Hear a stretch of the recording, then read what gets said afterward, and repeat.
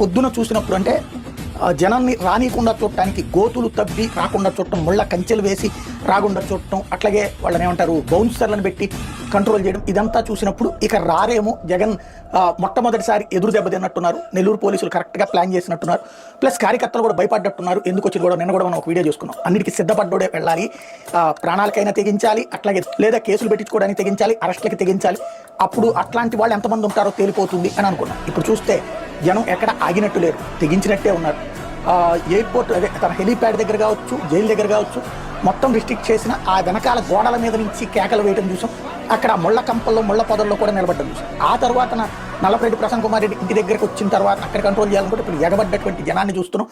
ఆగనటువంటి జనం, వందలు వేల సంఖ్యలో వచ్చినటువంటి జనం. అంటే పోలీసులు అన్ని రిస్ట్రిక్షన్స్ పెట్టినా కూడా ఎగబడి జనం రావడం అన్నటువంటి ఒక్క చోట అతన్ని సక్సెస్ అవుతా ఉన్న కొద్దీ ప్రెషర్ పెరిగిపోతుంది నెక్స్ట్ ప్రోగ్రామ్కి వెళ్ళేటటువంటి చోట్ల అధికారుల మీద.